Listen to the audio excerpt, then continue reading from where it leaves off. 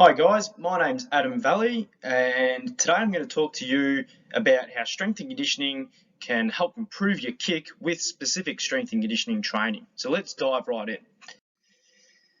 Firstly, just want to throw our minds over the A, B, C, Ds of kicking. So again, we have the A means the approach, the B, we're referring to the ball drop of the football, and C, the contact, D, the drive of the football.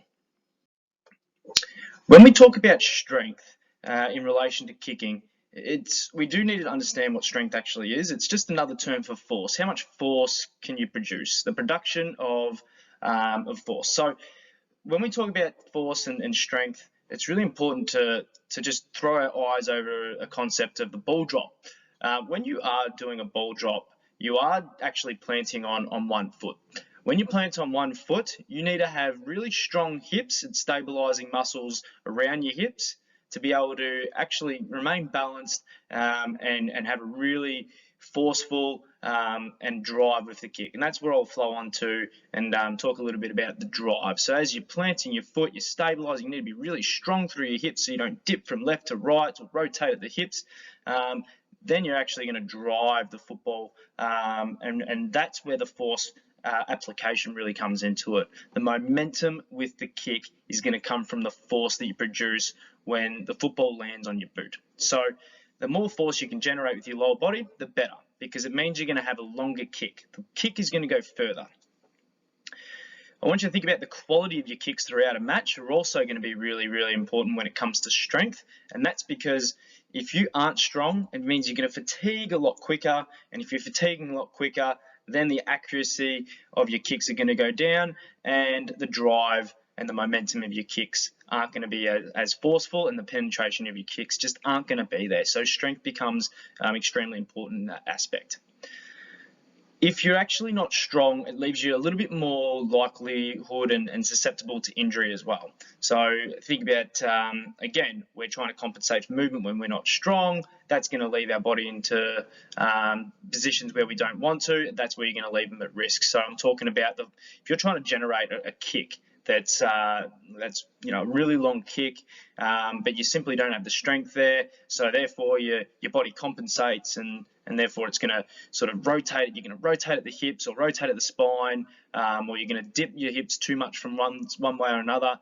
I'm not saying that you're going to injure the first time you do that, but if you kick several times like that, that's when you are putting your body at risk of injury. And just touching on again, the stronger that you are through your glutes and your hips and your leg region, mainly lower body, the more stable you're going to be on one leg when you're planted. If you're more stable on one leg and you'd be feeling that little bit more balanced, you're going to be able to kick with great accuracy and with better drive. So how are we going to improve on your strength? Well, you want to be aiming to complete at least 2 to 3 times per week of strength training. You do want to have this focus on your lower body because that's where most of your kicking is going to come from. The planting of your leg, the drive and the contact of the ball. So it's all coming from your lower body, and regions like your hips, glutes, quads, your hamstrings, groins and calves are all making up your lower body, and all of them are really, really important. If I had to put an emphasis on my top 3 or 4, I'd definitely go your hips and glutes, quads and hamstrings. They're your top 4 muscles that you really need to be working on. And so these are examples of exercises that really target these regions. So squats are a fantastic exercise.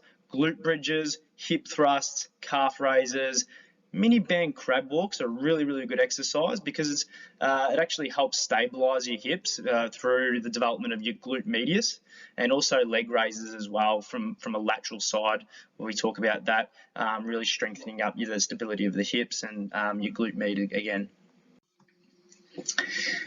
So just as we're kicking, I want you to now start to think about your balance and stability. We can see Jeremy Cameron in this instance is really about to really kick this football, and what he's doing in this image is he's stabilizing on one leg. He's just about to kick. He's just planted his foot. He needs to be balanced and needs to be stable. So kicking requires you to balance and remain stable on one leg, especially when you talk about the approach. So you're walking in, you need to be balanced and stable.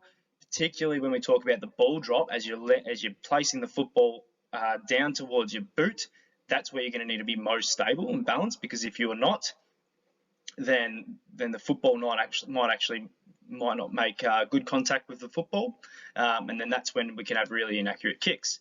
And then again, the contact of the football, we need to really be balanced when we are making contact with the football, again, because we're not going to generate the power or the penetration on our kick that we want, and we also might not place the football in the correct spot of the boot. And that's going to be a really, really important aspect of kicking, of course, because if it's not put on the right spot of the boot, then you're probably not going to kick it as far, or it's probably not going to be as accurate as you like. So just touching on what happens if you do lack balance and stability on one leg. As we mentioned, the accuracy is going to be reduced, and the penetration and distances are just going to be decreased. So we do need to be working on your balance and stability. And now I've given you that problem. I'm going to give you the solution now. How to improve on it. Specific balance and stability training is the answer. So things like single leg balance, standing on one leg for a period of time. You might do a single leg balance with a football just to add a little bit of complexity and a bit more specific to your sport. There's a great exercise called the Star Excursion. If you're a little bit unsure about what that one is, just go ahead and YouTube that, and it's just fantastic to really challenge your balance and stability in different ranges of motion and multi-directional challenge as well with your balance and stability. And you want to be progressing this by your sets, reps, and the complexity. So yes, you might be doing 3 sets of 30 seconds each leg, and you might start off really simple by doing with one leg with your eyes open, but to add complexity, you might do single leg balance with your eyes closed to make that a little bit more challenging for you. When we talk about flexibility and mobility, you can see in this photo, the very iconic photo, Taylor Harris, you can see her muscles are quite flexible, particularly around her hamstrings and groins.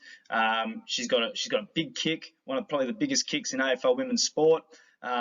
So when we talk about flexibility and mobility, kicking really does require your body to go through high ranges of motion. Flexibility is, I guess, the static stretching of particular muscle groups, and the mobility is static stretching, but just done a little bit more dynamically. So a mobility type exercise might be leg swings, for example. Now, when we talk about the drive and follow through of a kick, if you actually can't get your, let's talk about your hamstrings, for example. If you have very tight hamstrings, that leg is not going to be able to go up as high, and that's going to lack the drive that you're going to have with your kick and the follow through that you're going to have with your kick. So again, what happens if you have tight muscles and poor mobility? You're probably going to compensate for movement, and what's going to happen there is if you do kick, if your leg only goes up to a certain height, what's going to happen is that you're going to try and probably compensate for movement just to try and get your leg up a little bit higher, and you're probably going to find that your body leans back on the kick. And we all know what happens when you start to lean back on a kick. The kick becomes inaccurate and the distance is just reduced. So that's really, really important to stay mobile and stay flexible through really important areas of your body. And again, if you're not quite flexible through key areas like your hamstrings, your glutes and your groins, your hip flexors, then you might be actually leading to injury as well, because you're trying to place really heavy demands on your muscles to go to great lengths, but it's just not capable of doing it, and that's when you can have minor muscle tears and just pull up really sore from games, and it's just not an ideal scenario that you want to be in. So how do you want to improve on this? You want to be stretching at least 4 times per week, from about 3 to 30 seconds each muscle group. And each muscle group, the main ones you want to be focusing on are your hamstrings, your hip flexors, glutes, groins, and quads. They're your main ones when you're kicking. Total body mobility exercises, you want to be doing that at least 3 times per week if you're serious about your football and your kicking development, for about 10 minutes at a time. If you download an app that's related to yoga on any smartphone. There's some fantastic apps out there that actually just take you through some great mobility through some yoga movements, and I highly recommend. It's actually really popular at the moment within the AFL, and one that I really vouch for. Considering Essendon do that a fair bit, my work at Essendon really does.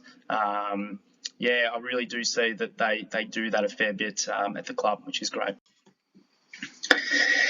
So I just want to touch on aerobic endurance, and you might not be you might be wondering, how is my aerobic endurance or capacity going to benefit my kick? Well, I just want you to start to think about the aerobic endurance is actually the ability to execute a kick under fatigue conditions. So it's really gluing the A, B, C, Ds if you're kicking together. And when I talk about kicking under fatigue conditions, if you aren't aerobically fit, let's talk about being into the third and fourth quarter of a match. If you're not aerobically fit, then the ability to execute a skill like kicking under fatigue is one that really is impacted later in the game. So your accuracy can be reduced, the penetration and distance is decreased. You're likely to compensate for some movement just because you are so tired, and your legs aren't going to go up as high when you kick, and you're not going to be able to generate the force that you want to. You're going to start to compensate for movement and might lead to injury as well. And I want to talk a little bit about the ability to get into positions where you have an opportunity to kick. If you have great aerobic capacity, if you can actually break away from your opponent time and time again, you're going to get into good positions on the football field where you're actually going to be have an opportunity to grab the football and kick it in the first place. So that's where I'm really coming from there. You need to have an opportunity to kick in the first place to have an accurate kick, I guess, and a quality kick. Also to that, if you actually are in a contest and you can break away from your opponents as well, because you have really good aerobic endurance and better than your opponent, again, you're going to be the one who actually kicks it in the first place. So how can you improve on your aerobic endurance or your aerobic capacity? Well, you want to be doing specific running sessions about 3 to 4 times per week. And you want to include things like long distance runs, high intensity interval training, small sided games, and specific football drills. Your long distance runs, I'm referring to running for 20, 30 to 40 minutes at a time at a relatively medium or low to medium intensity. These runs definitely don't need to be done at 100% maximum intensity, just because you are clocking up such a quite high level of volume, like kilometers. So you don't want to be burning yourself out by going 100 mile an hour for 30-40 minutes at a time. That's just used to just build your kilometers and build your aerobic base. It's where your high intensity interval training comes into play, is where you're going to be really running as pretty much as fast as you can, depending on the intervals that you're doing. Intervals can range from about 15 seconds to about 3 minutes at a time, with the same amount of rest in between, 15 seconds to 3 minutes. And this is where you're going to be working at really high intensity. This is where your heart rate's going to be, really high, and this is where you need to be working extremely hard, with intermittent rest in between. Probably shouldn't do this type of training any more than 2 times per week, because it is quite difficult, but definitely one being worthwhile in your program. Small-sided games is another great way to improve your aerobic endurance, and we talk about sort of your 2-on-2, 3-on-3 in a confined space. This is what I'm talking about there. Small-sided games, you're running and you're huffing and puffing with some sport-specific movements, and we also talk about specific football drills.